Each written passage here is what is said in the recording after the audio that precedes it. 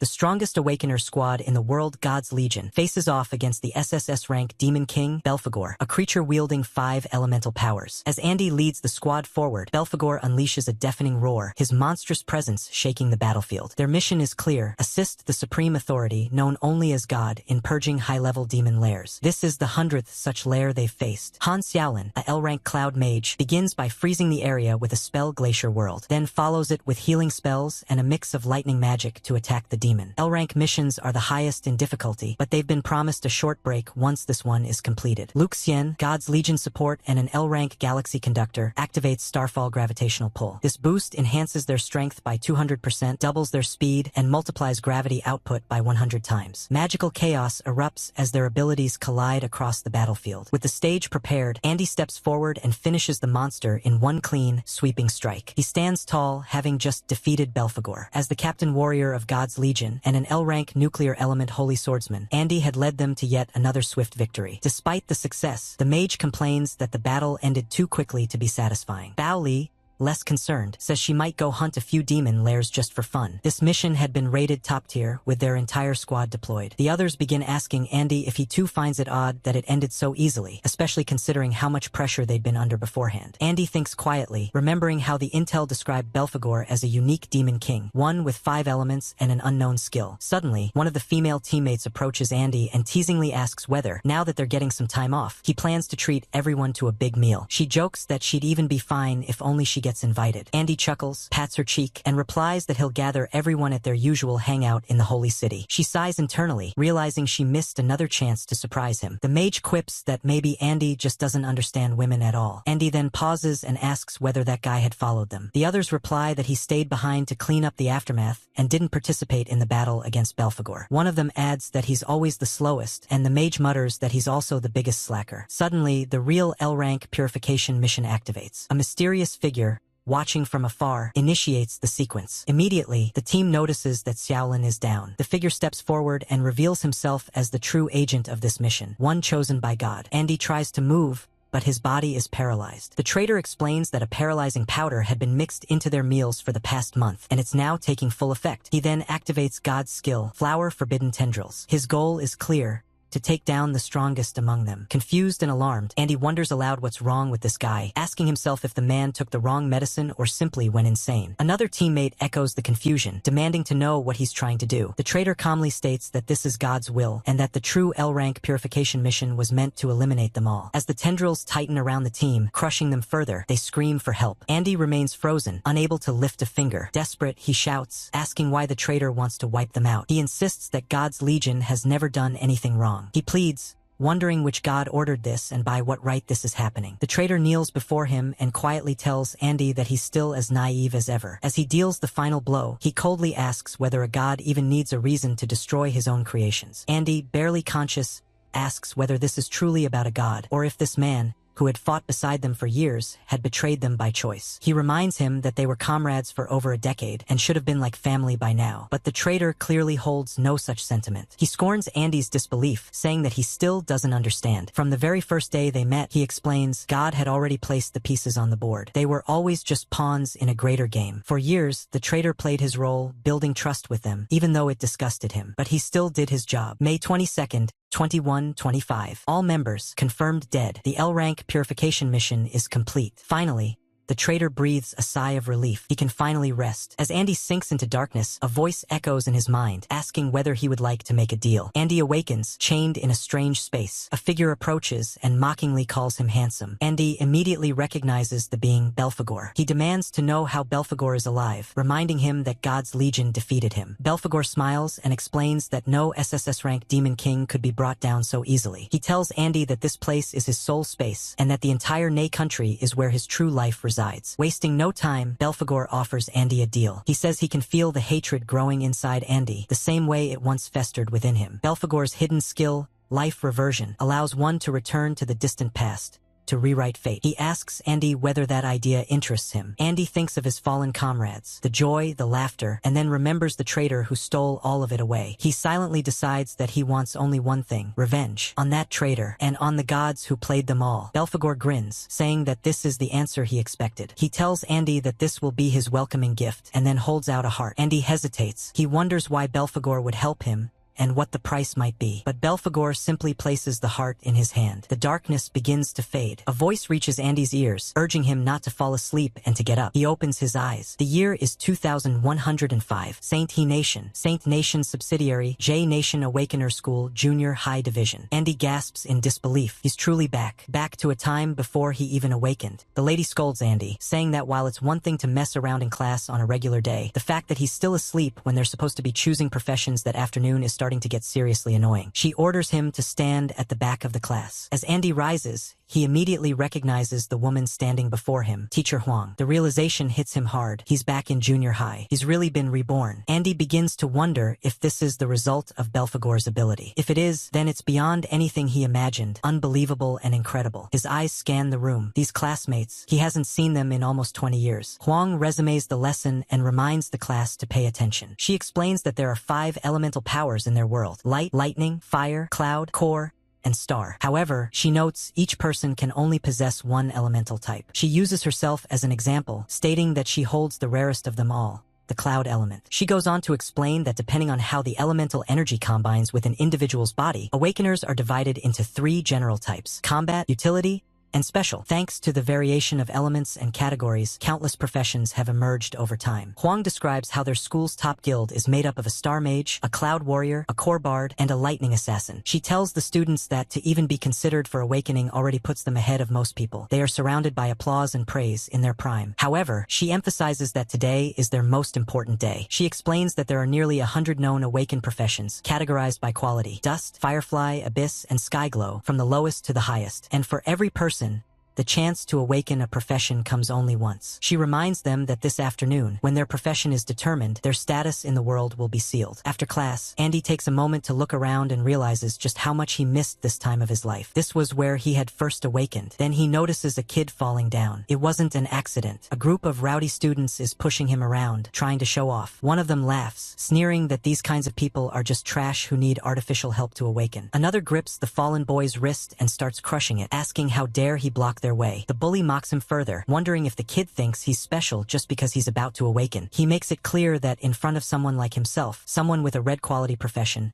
the others will always remain juniors. Andy recognizes the boy. His name is Hong Chong-shang, an E-class star assassin with an unknown background. In Andy's past life, Hong often clashed with classmates. He always had this hyper-aggressive, dominant nature, constantly seeking out fights. Teacher Huang suddenly steps in and tells Hong that he's gone far enough. This is still a school, after all. She questions whether they were about to rob the kid. Hong turns and greets her with a smug look, pretending that the fallen student had simply run into them and should, therefore, compensate them with a cup of milk tea each. Inwardly, Hong sneers, thinking that this teacher is trying to act tough just because she's fond of her student. If it weren't for her looks, he reflects, he would have seen to it she was thrown out of the school long ago. Huang walks over to the injured student and gently asks if he's okay. Hong shrugs it off and decides to leave. He figures he'll give the teacher some face and let things slide, for now. But as he turns to go, he locks eyes with Andy. Hong approaches him and places a hand on Andy's shoulder, pulling him aside. With a cocky smile, he says he'll come back later to laugh at these weaklings. The injured student apologizes, blaming himself for being careless. But Huang reassures him, telling him he did nothing wrong. Andy watches her and thinks about how she always had a sharp tongue but a soft heart. She had helped him a lot after his awakening back then. Soon after, it's announced that Huang's class is next to enter the awakening chamber. She gathers everyone and reminds them that during the awakening process, it's crucial to stay mentally grounded. Losing control of one's emotions during the procedure could lead to injury. She explains that there are 2 known methods of awakening. The first is natural awakening, like Hong Chong-shang experienced. It typically happens to those with inherently strong physiques and potential, usually triggered in moments of extreme emotion.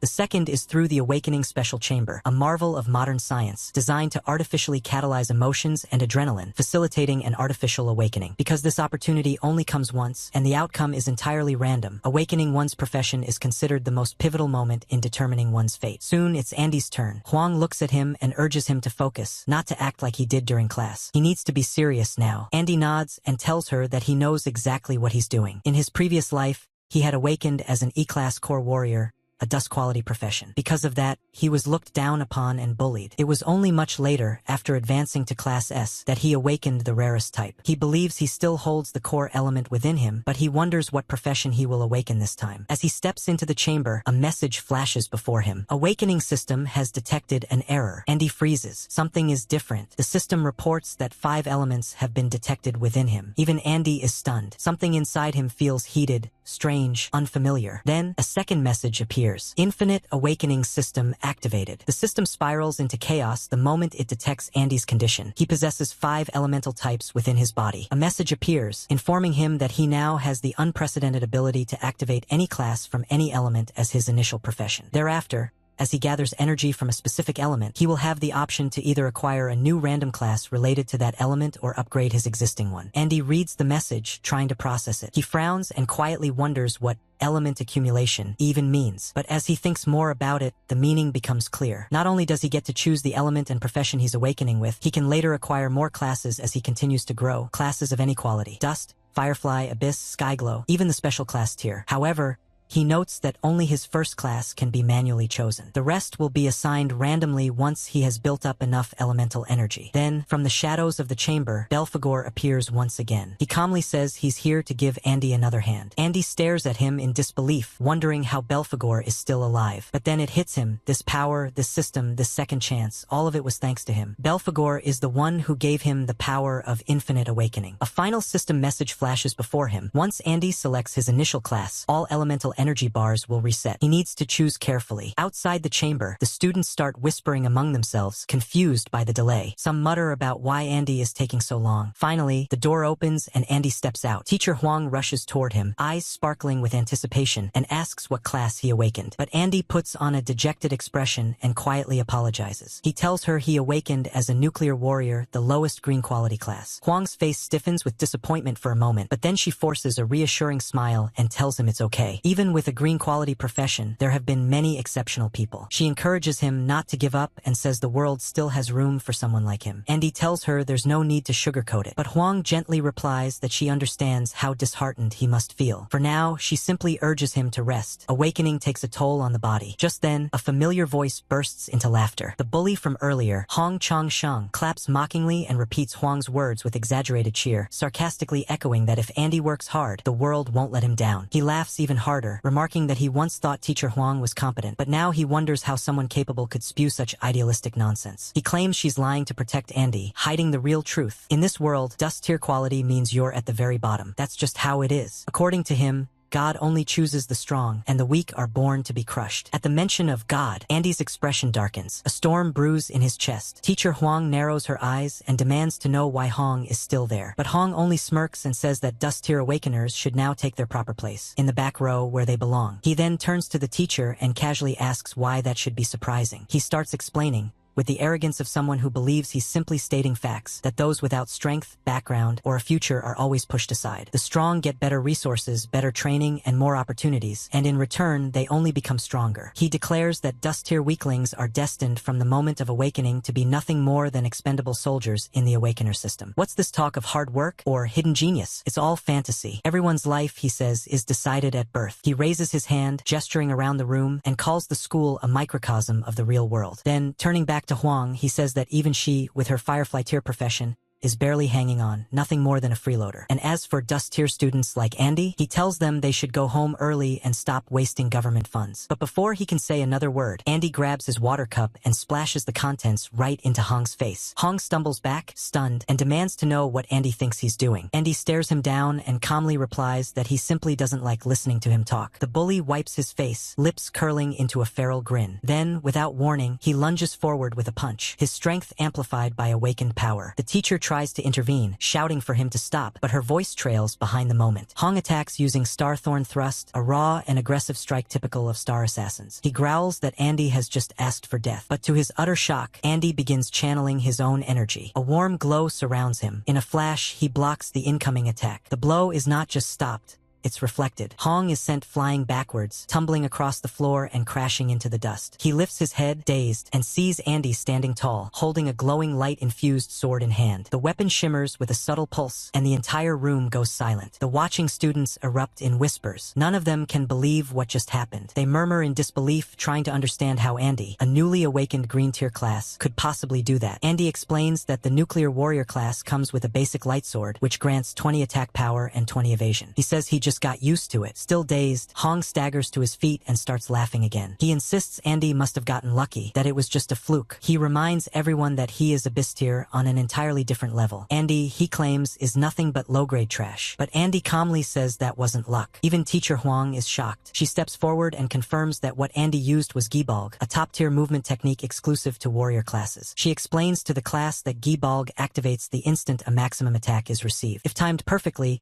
it nullifies all incoming physical damage and reflects it back to the attacker within 0.09 seconds, a reaction speed few can master. Triggering it again within that window allows for a second full reflection. She admits that her own master trained for 10 years and still failed to master it. Yet Andy, who only awakened today and has no formal combat training, had executed it perfectly. She wonders silently, how is this even possible? Hong, however, is too blinded by pride to care. He draws a knife from his coat and snarls that Andy better prepare to die. He calls him garbage and declares he'll humiliate him in front of the whole class. Andy doesn't move. His eyes are steady. The glow from his sword remains. He knows exactly what he's doing. Choosing what appeared to be the weakest class was never a mistake. It was a strategy. He thinks to himself that judging a person's future based on their birth, status, or first profession is a mistake Hong will only realize years too late. Everyone watching wonders if the two are actually going to duel. Using awakened powers for personal fights within the school is strictly forbidden, and right now there are too many people watching. The crowd is uncertain whether they'll really go through with it and break the rules. But everyone knows the background of the two. Hong Chongshang's father is a high-ranking official, and his uncle is the school's director. Andy, on the other hand, comes from a poor family with no connections. So it's clear to everyone watching, if Andy accepts the challenge and makes a move, he'll be the one who gets expelled. They now wonder what the teacher should even do. Huang steps in between them and reminds them that everyone awakened just today. They could very well end up as teammates in the future. She hopes they will stop being impulsive and back off, but the bully treats her words like a joke. In his mind, Andy had already provoked him too openly. There's no way he's going to let it slide now. Even if Andy were to kneel down and beg for mercy, it would be useless. He wants to show everyone the unbridgeable gap between someone chosen and someone who's a nobody. Even Andy knows how wide the gap is. The difference lies in attribute bonuses. Dust mote quality gives no bonus, 100%. Firefly quality gives a 150% bonus. Abyss peak grants a 200% bonus. This is why Chong is so confident. From the moment of awakening,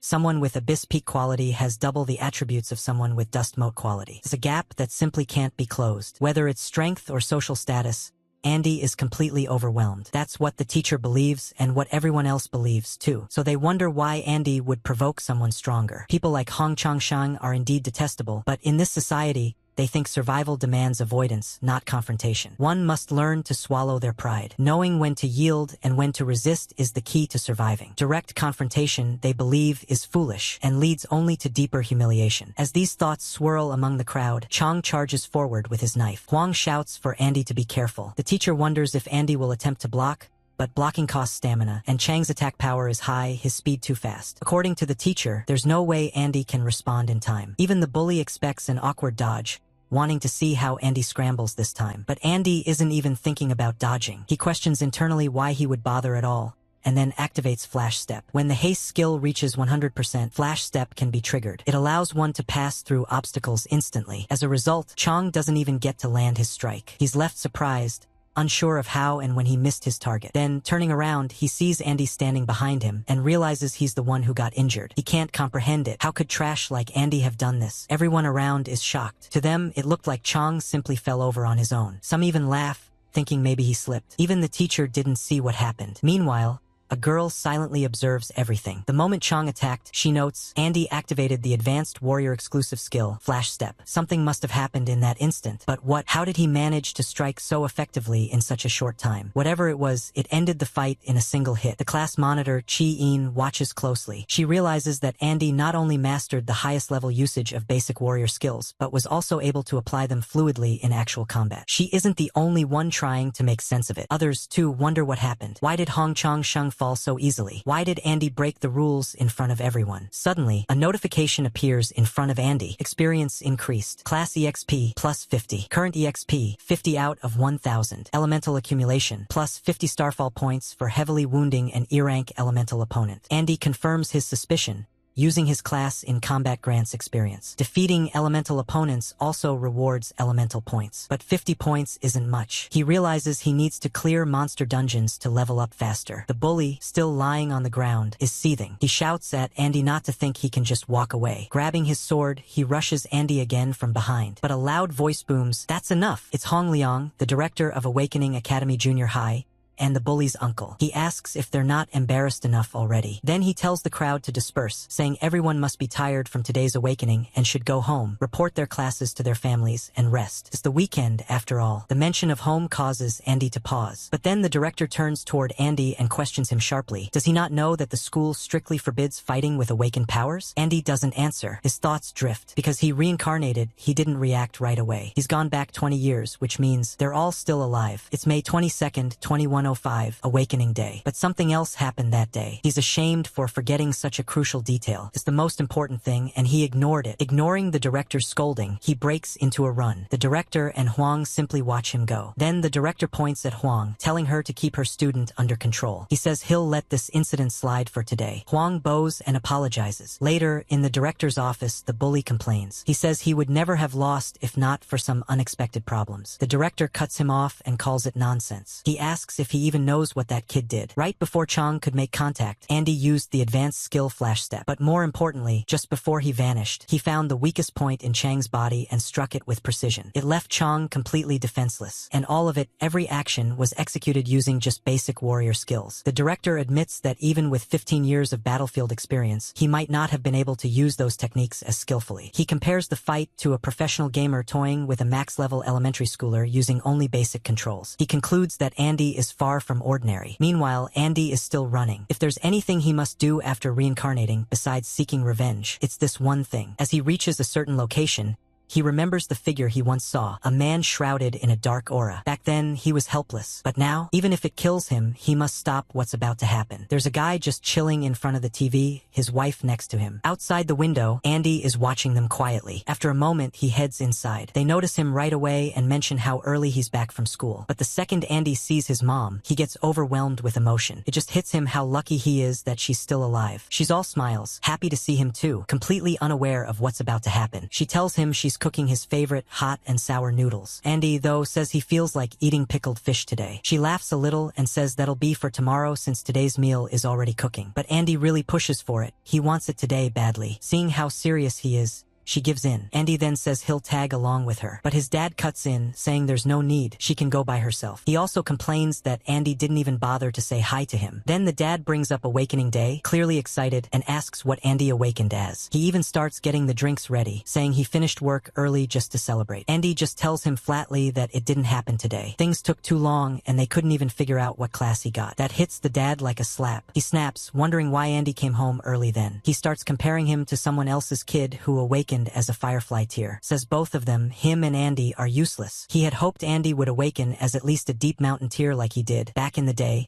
without any help or resources. Now, after everything he's done to support Andy, this is the result. His temper builds fast. His whole presence turns intense as he demands again to know Andy's class. Andy stays quiet. That's when his dad loses it and smashes a bottle over his head. He mutters that Andy's probably just a dust tier. Even though this man is his father, it's clear he's always been violent and out of control. Time seems to slow for Andy. The memories come rushing back. He remembers this day in his past life, the day everything went wrong. When his dad found out he was dust tier, he went into a rage and beat the crap out of him. Andy had been too scared and powerless to do anything. Like always, his mom had tried to shield him. His dad beat her for an hour that day. Her leg was broken, and she hit her head so hard she was never the same afterward. Andy had cried like crazy that day. But this time, things are different. Yeah, he only awakened as an E-tier nuclear warrior, and sure, it's not flashy, but he picked that class for a reason. It has potential. It's just not ready to shine yet. His dad, though, is a whole different beast. A C-tier deep mountain awakener, with loads of combat experience. Way stronger than someone like Hong Chong Shang from school. And he knows he can't win right now. His dad keeps ranting about how he regrets ever having him. Says he's not letting this go until he gets an answer. And he realizes he's got to act fast. His mom needs to get out of this house now. Then,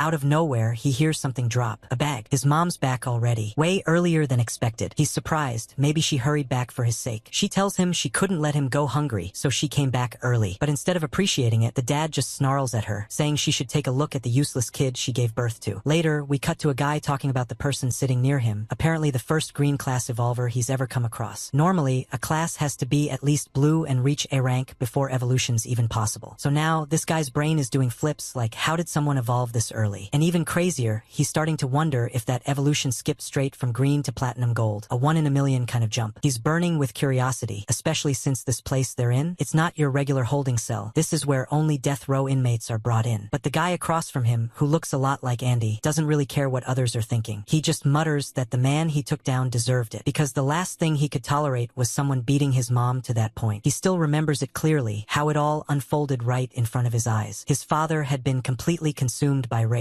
As an awakened, even without using any actual skills, he was way stronger than normal folks. Just a basic punch from someone like that is enough to hospitalize a regular person. But when he tried to go after Andy, his mother stepped in without hesitation. She got in the way, trying to protect him, but it was too late. He remembers his dad saying that when he found out they were having a son, he'd been genuinely happy, thought it was finally his chance to redeem the family name. The other two sons from the extended family couldn't produce a male heir, so everything was riding on him now, to bring honor to their ancestors or whatever twisted idea he had of legacy. The mother had broken down in tears, asking why it had to be like this, but the man didn't listen. He just kept yelling, demanding to know why their son awakened into something as pathetic as a green class, called him a good-for-nothing who'd never even evolve, and then blamed her for it, saying it was all because of her weak genes. And just as he was about to strike again, this time with flash step, Andy had jumped between them. The force that was meant to crush her ended up slamming right into Andy instead. That's when Andy told him to back off, stay away from his mom. But instead of backing down, the father got excited, said it was interesting to see his son finally growing a spine, said it was good, very good even, but he also chuckled, saying it would still take a while before Andy was truly strong. In his head, he was already planning, thinking he had to suppress the kid before he became a real threat. The next blow came in fast,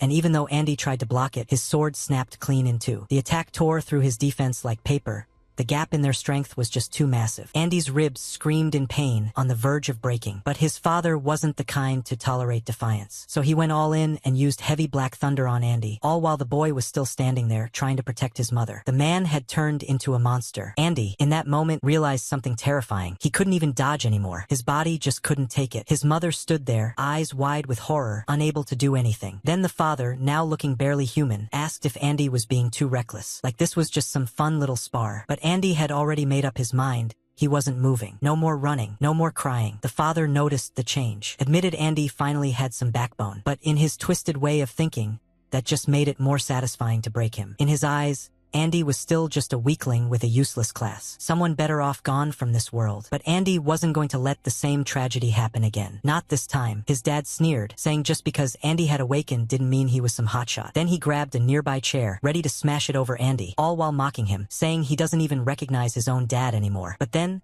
loud pounding on the door. A voice called out, demanding it be opened immediately. The father froze, confused. Who the hell was ruining the fun at a time like this? Andy, though? He knew. He planned this. When the door finally swung open, in walked Deputy Captain of the Inspection Team, Red A-Rank Divine Caster, Li Yong, with his teammate Blue C-Rank Inspector, Chun Jinwoo. They asked why the door hadn't been opened yet. What exactly was he so busy doing? That's when reality hit the father. He looked stunned, totally thrown off by who was standing there. Why was his deputy captain suddenly in his home? The captain casually explained that they'd received reports that the fugitive known as Snow had been seen near this area, so they were checking every unit one by one. He even held up a wanted poster and asked if they'd seen anyone suspicious. The father laughed it off, said that guy's face is all over the news. If he'd seen him, of course he'd report it. In the background, Andy's mother finally let out a small breath, a little relief at last. But then the deputy looked closer and spotted Andy. He asked what happened, why was the boy injured? The father clapped the man's shoulder and brushed it off, said the kid was just clumsy. Sent him out for groceries and he managed to trip on something, nothing serious. But Andy cut in, furious,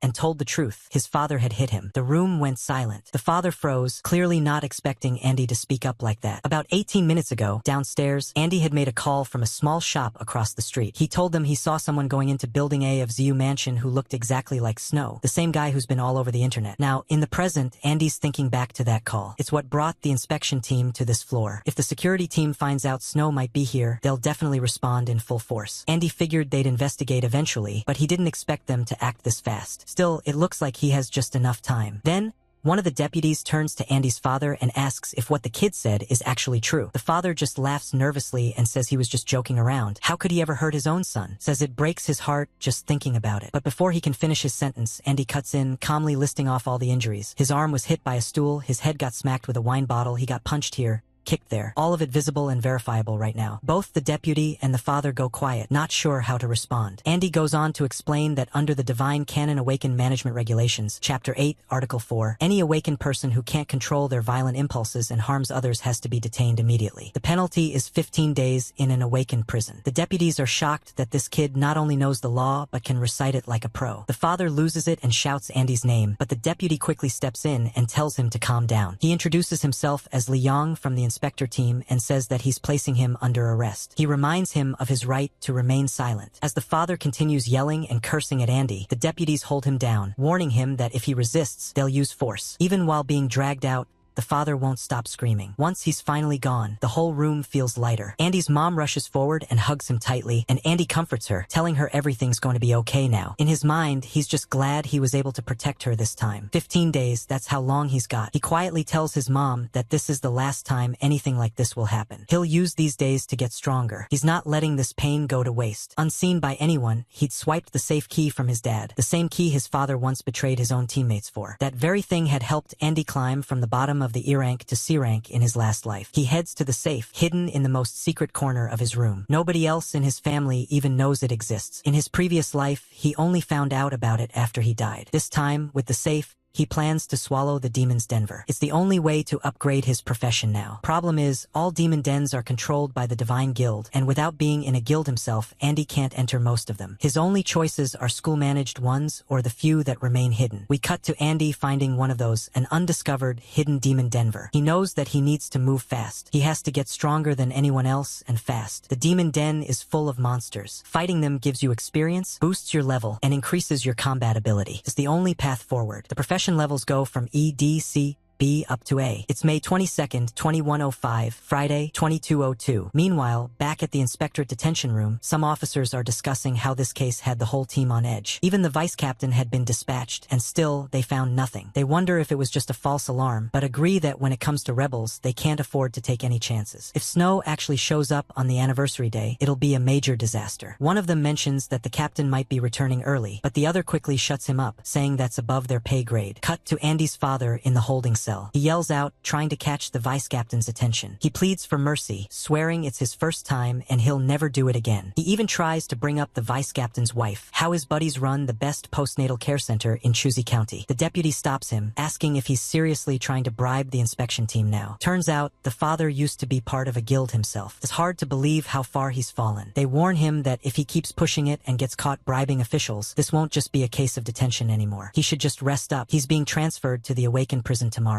They advise him to cool off, but the father doesn't stop thinking about Andy. Even in the cell, he's fuming. He knows that in 15 days, he'll be out. Andy knows it too, and that's why he's racing against the clock to get stronger. The demon den is his only option. Demon dens can pop up anywhere, portals to a parallel dimension filled with demonic beasts and magical resources. Most are taken over by guilds the moment they're discovered. But Andy found this one because, in his last life, it wasn't detected until 5 years later, after the demon invasion began. This particular one is probably an F-rank dungeon, based on the energy levels. That means it would normally require 3 E-rank awakened to handle it. An E-rank team usually has 5 members, a mix of E and D rankers. But right now, Andy's going in solo. It's all he's got. As he arrives, he notices a reddish glow at the entrance. Inside, the environment is freezing cold, an ice element zone. He guesses it's full of ice monsters. Despite the chill, he pushes forward. Eventually, he notices signs someone had passed through recently. Then he spots an icefield bear, E8 rank, in hibernation. That's when he senses movement behind him. A forest wolf attacks, bloodthirsty, aggressive. Andy blocks it with his sword and dodges as best he can. The wolf keeps its eyes locked on him and strikes again, but Andy fights back and takes it down in one slash. His blade,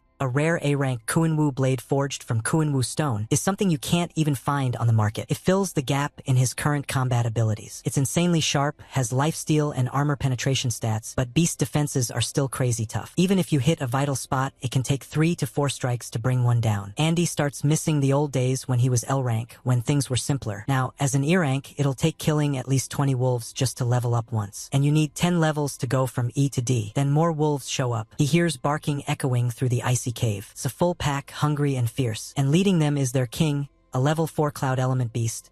Still E-level but way stronger than average. Andy realizes the blood smell must have drawn them all in. He's surrounded now, and it looks like they're all about to pounce. In the middle of the huge pack of wolves, Andy wonders if they're about to swarm him all at once. But with a swift move, he starts landing critical hits on their vital points. He dodges several attacks and counters with powerful slashes. Each critical strike deals serious damage. His hit rate is going strong. As time goes by, more and more wolves fall. Then, with one final sharp movement, he cuts down dozens more. The result? About 18 snow wolf fangs. That's when the bloodthirsty wolf king shows up. Without wasting a second, Andy rushes in and unleashes a flurry of rapid slashes. It goes down, and he's rewarded with a snow wolf diamond. With that, he smoothly levels up to E-rank level 2 and gains 12 stat points. He only killed about 20 wolves, but he's already feeling exhausted. The stamina of an E-rank body is still too limited. He really needs to find a dimensional backpack. Without it, he'll have to leave most of the loot behind. Most demon dens are monopolized by guilds, making it hard for solo awakeners to level up. The only real way to access higher level dens is by joining the Guild of Gods. The Awakener School is run by the guild to screen potential recruits for its teams. For most students, the goal is to graduate with top marks and get selected. If you're kicked out of the team, your growth basically stops there. That's what happened to Andy's father, stuck at C rank forever after being dropped from the guild team. Still, solo grinding is too slow for Andy. On top of that, the freezing temperature is draining his stamina faster than he expected. To make things worse, a whole new wave of wolves arrives and charges at him. Andy starts running, with the pack chasing close behind. But even while escaping, he slashes at the trees along the path, hoping falling branches and debris will block or even take out some of them. Unfortunately, all that chaos ends up attracting even more monsters. Now, completely surrounded by various kinds of beasts, Andy realizes there's only one fast way to clear this up: a huge explosion. The noise from earlier was enough to stir up all the monsters in the area. Andy hopes that the one he's been waiting for is awake now too. And sure enough, a massive paw comes crashing down on a nearby wolf. It's the awakened tundra bear, a B-level, giant, cloud-type demonic beast. The beast is in a full-blown rage, attacking anything in sight. His power is boosted by 20%, and it's not holding back. Seeing the chaos, Andy decides to use the situation to his advantage. While the bear goes wild on the other monsters, he joins in, hitting anything that moves. The monsters don't stand a chance. Andy doesn't even have to do much. Just dodge, clean up the stragglers,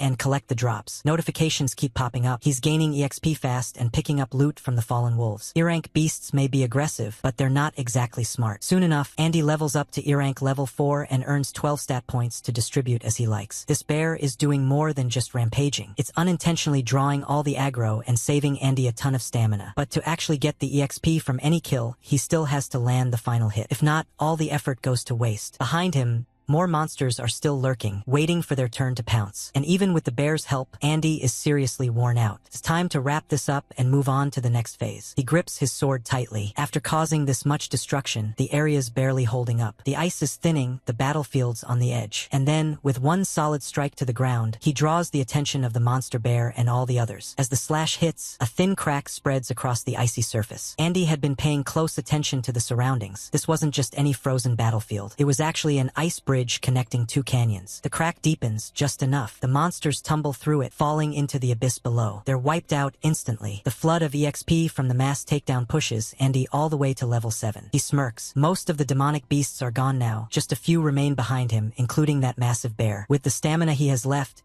he figures he can take care of the rest. This is by far his fastest power-up yet. As a bonus, he even unlocks a new title, 1 against 100. Now, whenever he's up against multiple enemies, all of his stats get a 10% boost. But even in the middle of all this, one thought keeps nagging at him. Every demon den has a leader, a boss. For an E-rank den like this one, it should be something like the brutal Lion King of E10. So, Where is it? Was all this noise really not enough to wake it? Before he can think further, the monsters around him start acting nervous. Something's wrong. And then he sees it, ice magic blasting across the battlefield, freezing monsters in an instant. Some of it even hits him. He dodges most of it, but one blast catches his leg. It starts freezing over. It wasn't a random attack. The real boss had been watching, waiting for everyone's stamina to drop and for them to walk right into this perfect trap. Now the bear and the other monsters are frozen solid, completely out of the fight. Andy knows what's coming. This is it. The final boss is about to show itself. He pushes forward, but his leg is already freezing, and he's right next to a steep valley. Worse yet, the so-called ice bridge beneath him is a trap too. A forged battlefield made to collapse when the time is right. Andy knows he has to act fast. The boss is just waiting to swoop in at the last second to steal all the rewards. And if he doesn't figure something out soon, it just might succeed. Andy can't help but wonder, how could a boss-level creature like this be hiding in such a low-level area? Something's definitely off here. And then, just as he suspects, a new monster appears. But this one is clearly different. It's intelligent. This isn't just another brute. Standing tall in front of him is the level 11 Cloud Elemental, Maze Cave Lord, King of the Azure Forest. And he's not alone. Beside him are two level 10 E-rank Cloud Demon Warrior Lieutenants, demonic monkeys,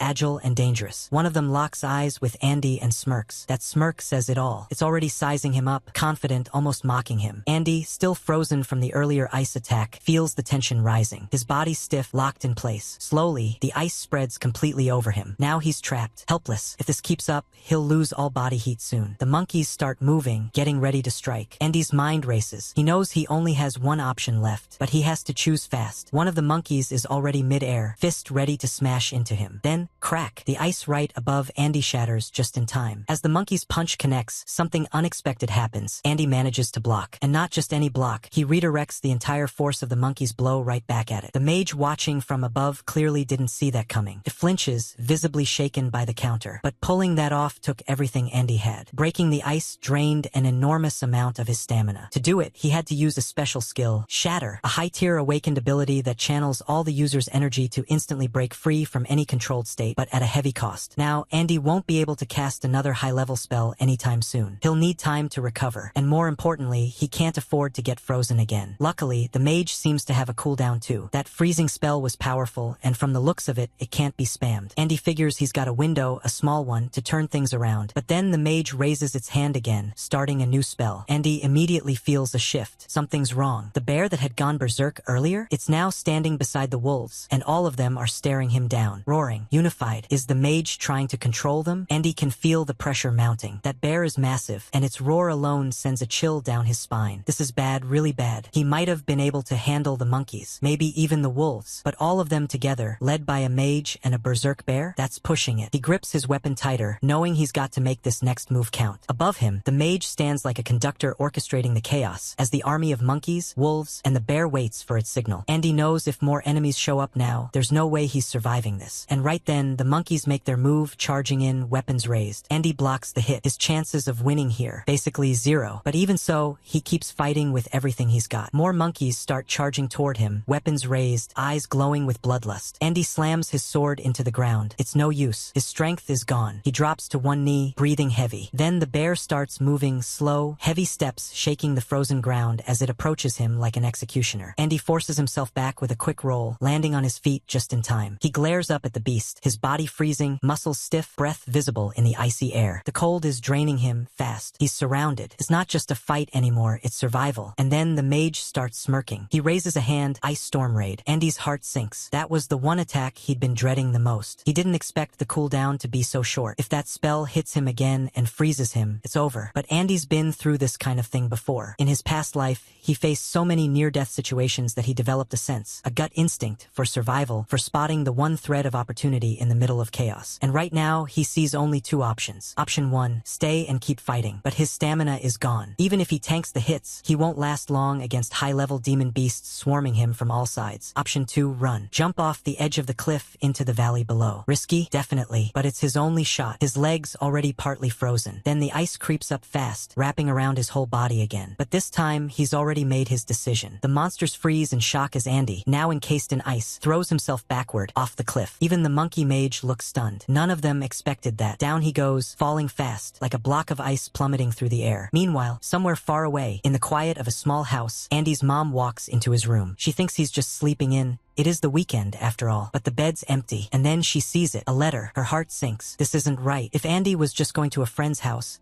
he would have told her. Why leave a note? Something's wrong. Deep down, she knows it. Ever since he came home yesterday, he's been acting strangely distant, like a completely different person. A wave of unease washes over her. Back in the dungeon, cold river water flows past broken debris and shards of frost. When the ice bridge collapsed, nearly 100 demonic beasts fell into the gorge along with Andy. Some of them didn't survive the fall. Some did. Andy coughs, weakly pulling himself onto a rock. He's soaked, shivering, and barely conscious. His vision blurs as he looks up at the cave ceiling far above. He made it, just barely. He starts dragging himself forward, scoffing between ragged breaths. That fall cleared the S-rank ice wolf lair. He guesses he must have taken out around 60 monsters, but he only leveled up 3 times. That means 40 of them probably survived the fall too. He glances down at his system status. Hypothermia, continuous blood loss, status weakened. On top of that, the impact from falling into a river from such a height almost broke his body. He's cold, drenched, bleeding, and still alive, but barely. He lays back for a moment, eyes closing as he wonders, is this finally his limit, or can he still push forward? Even though Andy's completely exhausted, body battered, stamina nearly gone, the monster still stands tall in front of him, its jaws open wide, ready to devour him whole. A level 9 E-grade fierce beast, huge, feral, and cruel. Andy's vision blurs for a second, and his thoughts start drifting. He remembers the old days, how he used to mess around with his friends, how they'd call him boss as they snuck out for late-night snacks or aimless city runs. They were good times. He even remembers someone he once looked up to, his own boss,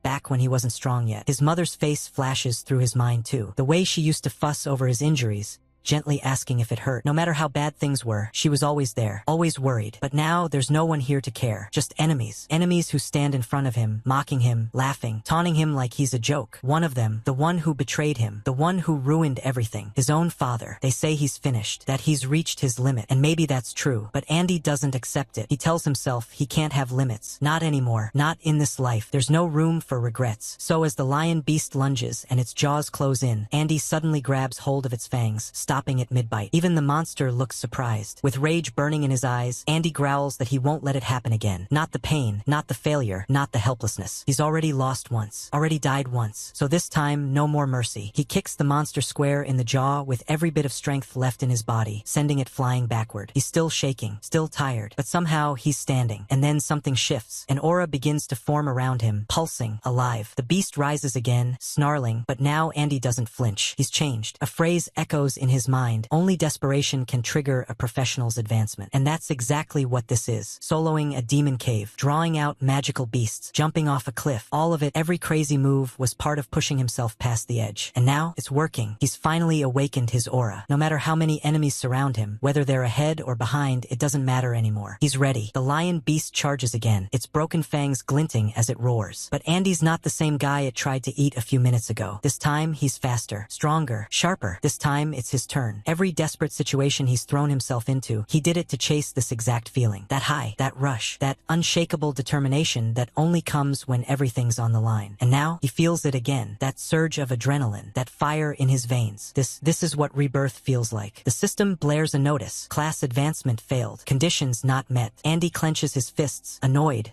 but not surprised. Still, he didn't come away empty-handed. Despite failing to officially advance his class, he somehow unlocked a powerful skill far earlier than expected. Core system. Holy Swordsman Pure Land. Not the full class, but the ultimate skill. That alone is a game changer. He smirks a little. That's more than enough to turn the tables. Just in time, too. The monster in front of him lets out a deafening roar and charges. Andy doesn't back off. He dashes forward and with a single sweeping strike activates Pure Land. A wave of radiant energy explodes from his blade, washing across the battlefield. Monsters stop mid-motion. One by one, they start collapsing. The system floods his vision with pop-ups. All surrounding enemies defeated. XP gained. Items acquired. Rank up. B-class achieved. Status effect cleared. Fatigue plus stamina restored. New title unlocked. Ice Field Wanderer. Ultimate skill learned. Pure Land. The Pure Land side effect kicks in like a dream. Fatigue gone. Stamina maxed out. It's like he just woke up from a full night's rest, and he's stronger than ever. Andy lets out a slow breath. Everything's clicking into place. The monsters, nothing but warm-up now. He starts cutting down wave after wave with ease. Ice beasts that had pushed him to the edge before now fall without slowing him down. It doesn't even feel cold anymore.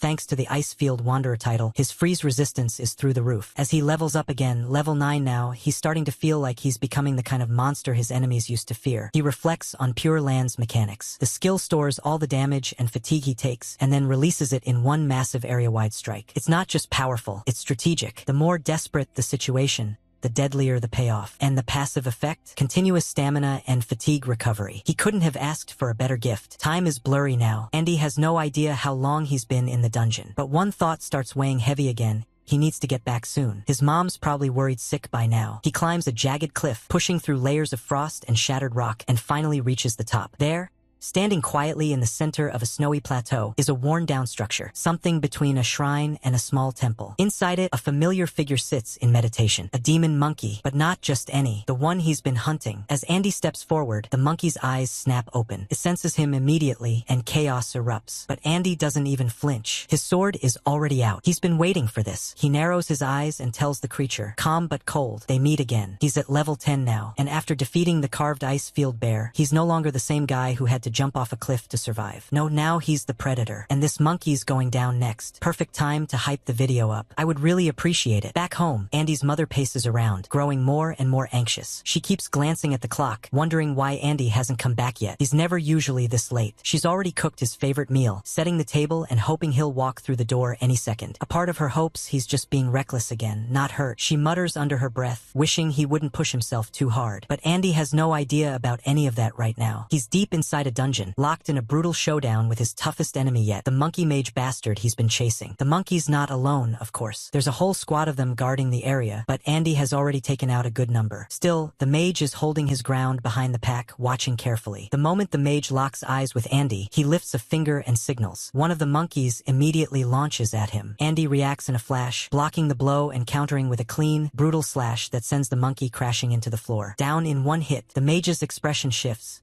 This wasn't expected. He quickly casts Ice Storm Assault, trying to trap Andy in a whirlwind of freezing clouds. But that doesn't work. Andy's cloud-type resistance has already kicked in thanks to his Ice Field Wanderer title. The freezing effect barely even touches him. To the mage's dismay, nothing sticks. This is Andy's opening. He charges forward, ready to close the distance and end it. But the remaining monkeys aren't about to let him through easily. They swarm him again, forcing him to back off briefly. And that's when Andy senses it. An opportunity. He focuses, then activates Instant Flash. His body blurs, dashing through the swarm like a streak of light. One by one, the monkeys fall, unable to even react. They barely register what's happening before they're down. Even the mage can't keep up. Andy's blade slices through the chaos, and the mage loses an arm in the blink of an eye. He doesn't stop. Andy keeps going, slashing relentlessly until the monkey mage is reduced to nothing but silence and light particles. System notification. Level 11 D-rank monster defeated. King of the Blue Forest, Cloud Mage Leader. EXP plus 1000. Rank up achieved. D-Class, Nuclear Fighter. The surrounding monkeys freeze in terror. Their leader is gone, and they're too stunned to even run. Andy stands still for a second, breathing heavily, sword still humming with leftover energy. He's leveled up again, but something else is happening too. Items drop all around him, scattered like confetti from a piñata. But just as he moves to collect them, the system interrupts him. Cloud elemental energy has reached critical threshold. A new profession is awakening. Requirements met. Red profession unlocked. Profession acquired. Level 1 E-grade Cloud Mage. Andy blinks in surprise. A red profession? He hadn't even realized how much cloud elemental energy he had gathered during this battle. All those icy spells, cloud effects, and freezing magic, they weren't just dangerous, they were fuel. Now, he has the option to switch professions at will between his brutal, close-range nuclear fighter and this new, mysterious cloud mage path. Andy smirks. This dungeon run started as a survival test. Now it's turning into his awakening. Even though it's just an E-rank, Andy quickly realizes this new cloud mage profession isn't some throwaway class. It's red grade, which means it comes with a 200% stat boost, and the moment he checks the numbers, they're already comparable to his current D-rank warrior form. On top of that, the system drops a reward. Item obtained. D-grade magic bag. Capacity. 20 items. Nice. That'll come in handy. Around him, the surviving monkeys still haven't moved. They're just watching. Every time Andy picks something up, they flinch. It's like they've already given up, too afraid to even breathe wrong around him. He doesn't blame them. His aura has changed. Red sparks now swirl around him with a soft hum. It's not just strength anymore. There's something different about this power. Something unfamiliar, but exhilarating. There are still a few grunts lurking, but Andy doesn't even hesitate. He switches to Cloud Mage mode for the first time time and prepares to test out what this profession is truly capable of. Meanwhile, back home, his mother sits by the table, still waiting. The food on the plate has gone cold, untouched. She glances at the clock. Again, her fingers grip the edge of the tablecloth. She whispers to herself, "Please be okay. Just come back safe." Then the door opens. She shoots up from her seat in an instant. Andy steps in, brushing dust off his clothes. He looks exhausted but still stands tall. "Sorry, Mom," he says with a weak smile. "I made you wait too long." But she doesn't say a word. Instead, she rushes over, throws her arms around him, and hugs him tight, burying her face in his shoulder. The tears come instantly, pouring out like they've been waiting for hours to fall. She doesn't care about apologies or explanations. She just needs to hold her son. Andy gently hugs her back, smiling softly. "Wait," he asks, looking around. "You were waiting this whole time? You didn't even eat." She shakes her head, wiping her tears. Andy sighs, then grins. "Well, I've got a suggestion." Then he tells her they should move out, leave this place, and get far away from him forever. His tone stays calm, but there's a weight behind his words. That man, the root of all their suffering. Andy doesn't even want to speak his name. He just knows they can't let him crawl back into their lives again. His mother looks at him, puzzled at first. But when Andy opens the magic bag and starts pulling out items, carefully chosen valuables, essential gear, weapons, she begins to understand. He's been planning this. He's ready. Later, Andy steps into a quiet marketplace and finds a rough-looking merchant sitting behind a cluttered stall. He lays out a few raw diamonds, glowing faintly with magical energy. The merchant leans forward, clearly impressed, and tells him he'll pay 800 per diamond. Andy doesn't budge and says it should be 8,000. The merchant blinks in disbelief, asking if he's serious. 8,000 for just one? Andy calmly replies that he'll take the items elsewhere if it's too much. Trying to keep the deal alive, the merchant tells him not to get greedy and offers 2,000 for everything. Andy counters with 5,000. The merchant chuckles nervously, realizing this kid means business. He raises the offer to 3,000 and tells Andy that's his final price. But Andy stays firm and says 6,000. The merchant groans, asking why the price keeps going up. He expected the kid to negotiate downward, not escalate. Andy folds his arms and insists on 7,000, final offer. He's ready to walk away. The merchant, now sweating, finally agrees. He tells Andy to stop shouting and says they have a deal. Andy smirks inwardly. In his past life, he dealt with many magic or dealers. He knows the market. These diamonds could fetch even more, but for now, 7,000 is a win. With that money, he rents a clean, comfortable house. He pays a month's deposit, 3 months rent up front, and gets utilities and management fees waived. It's 15,000 per month, and completely worth it. Days pass. His mom settles into their new home. For the first time in years,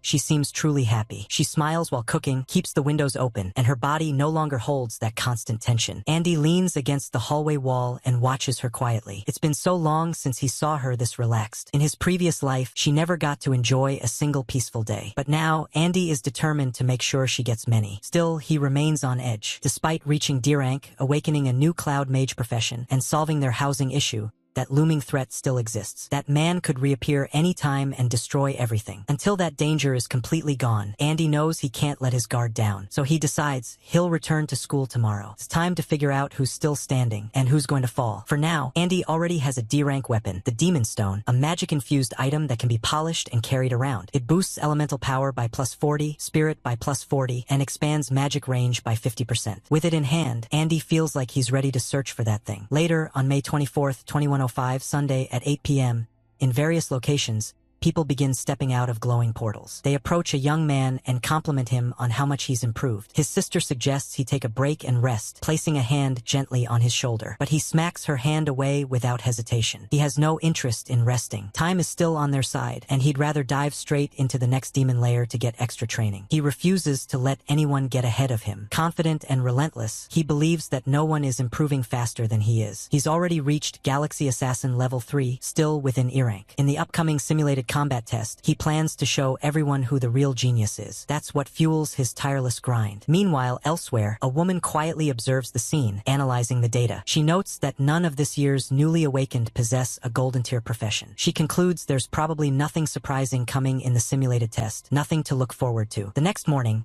May 25th, 2105, Monday, at 7:30 a.m. in the rented home. The dining table is loaded with delicious food. Andy's mother smiles brightly as her son rushes around. She gently asks why he didn't wake up earlier. Andy apologizes, but she just tells him he was sleeping so peacefully that she couldn't bring herself to disturb him. She pats his head and tells him to eat slowly. It's okay to be late once in a while. Andy sits down and agrees. It really had been a long time since he'd slept so well. This peaceful breakfast, this quiet joy with his mother, it's something he's never truly experienced before. Then Then suddenly, his mother pats him softly on the shoulder. Andy pauses and asks if something's wrong. She simply wonders if there's anything he wants. Maybe a toy, a book, or even a new electronic device. Andy laughs, caught off guard, asking why she suddenly wants to buy him something. She smiles gently and reminds him that next Friday is his birthday. And just like that, it clicks for Andy. June 5th, his birthday. It really has been too long. In his past life, after his mom passed away, no one really bothered with his birthday anymore. Eventually, even he forgot about it. Now, sitting here with her, he starts thinking, what's something he actually wants? He keeps trying to figure it out, but nothing specific pops into his head. And then he looks at her. She's right there, alive, smiling. That's when it hits him. What he wanted most, he already has. Now, it's just about what's next. That guy, the one who ruined everything. Andy hasn't forgotten, and he's not going to stop until he takes him down. Later on,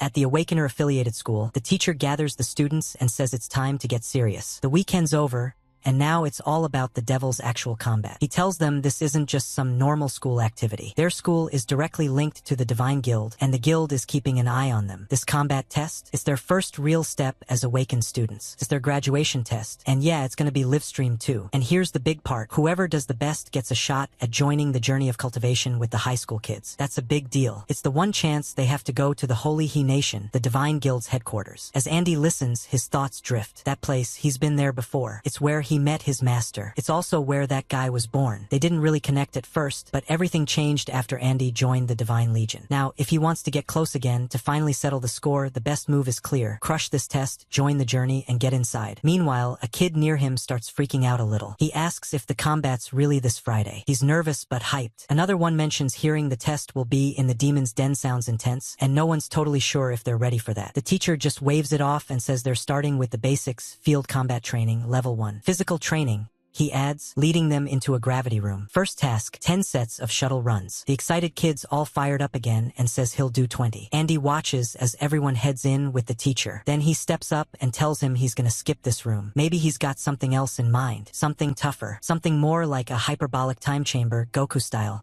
The students were really shocked after hearing this. Then the teacher mentioned that he had heard about Andy's conflict with Hong Qiangxing last weekend, but said he didn't think Andy could skip training just because he had beaten a red quality professional. Andy replied that he actually wanted to do more specialized training. The teacher had been expecting that this was just an excuse to avoid training, but after hearing that Andy wanted something specific, he realized this kid actually wanted to get stronger. That caught him by surprise. So he asked what Andy even meant by specialized, and if Andy was suggesting there was something wrong with his physical conditioning methods. Andy explained that physical conditioning was necessary for almost all awakened, so using the gravity room wasn't wrong. But shuttle runs, he said, were only good for professions like warriors and assassins that needed speed and coordination. Not everyone needed them. Mages and chanters, for example, were better off using the element room to train control over elemental power. And since everyone's attributes and habits were different, their training focus should be different too. The teacher didn't appreciate a kid talking like that, basically telling him how to do his job. The girl sitting beside Andy thought to herself that his training method was exactly the same as the one recently suggested by Mr. Dongyang, the training officer from the Divine Corps. She didn't say anything, but she knew she wouldn't have known about it if her dad hadn't brought back the videotape. Still, it surprised her that Andy had come up with the same idea. The kid with glasses leaned toward Andy and whispered that even if he had a point, he should be more considerate of the teacher's feelings.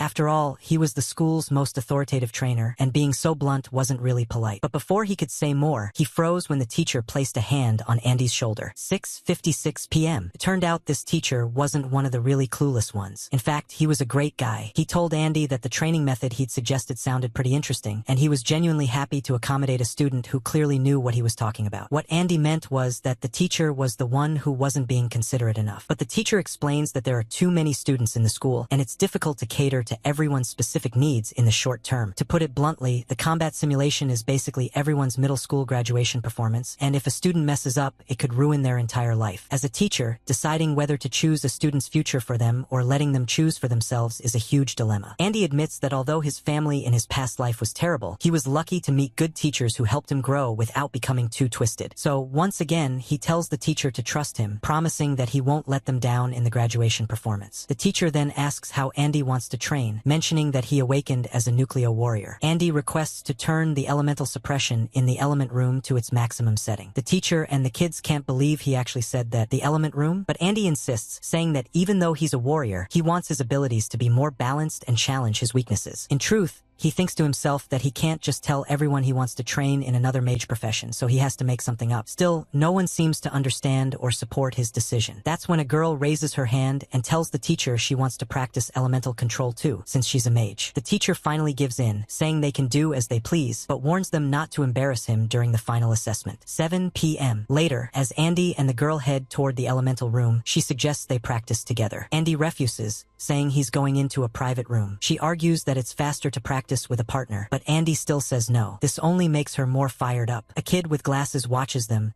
clearly feeling jealous. He also wants to train with the pretty mage. Deciding he's already at the bottom, he wonders if he can just slack off, but the teacher places a hand on his shoulder, smiling, and tells him no. In the elemental room, with elemental suppression at -10%, Andy thinks about how he's already too familiar with the warrior profession but still just a novice when it comes to being a mage. Right now, he needs to master it as fast as possible while keeping his trump card hidden. No one can know he has the ability to acquire other professions. When the elemental suppression rises to -30%, things get intense. This school is under the jurisdiction of the god, meaning every move they make is monitored. If Andy reveals his secret too soon, he'll likely become a target. As for his classmates, he notices the girl training at -1% elemental suppression, saying she can't let him beat her. Andy figures it's best not to get involved with them. After school, Andy is walking his bike when he hears kids behind him calling for him to wait. He doesn't want to, but notices they're catching up, shouting at him not to walk so fast. He remembers that in his past life, these two were his best friends in middle school. They were all at the bottom, got bullied, and often hung out together after class. They used to joke about never making it to high school, laughing it off as if it didn't matter. That was his only happy time back then. But in this life, his goal is revenge, and he feels useless social interactions will only slow him down. Besides, Specs is one of them, and Andy doesn't want to get close. 7:01 p.m. His friends, however, feel hurt. They wonder why Andy's acting like this, saying he ran off alone again, just like on Friday. One of them says he thought they were supposed to be an unbreakable trio, but the other points out that Andy's gotten stronger and more confident after awakening. They wonder why someone riding a bike would wait for someone walking anyway. A little later, they spot Andy again. He calls out, greets them, even tells Specs he should get his lungs checked. His friends light up, saying they knew he was waiting to go home with them, but Andy denies it, telling them they just can't keep up, then rides off. The excited friend suddenly feels annoyed, shouting after him, accusing him of waiting just to mock them. He insists that if he hadn't worn himself out on the shuttle runs, he could have caught up. Specs reminds him he only did 6 sets, which sparks another round of bickering between them. As Andy rides away, he still remembers them fondly. In his past life, Specs was suddenly diagnosed with a lung disease in high school, took a leave of absence,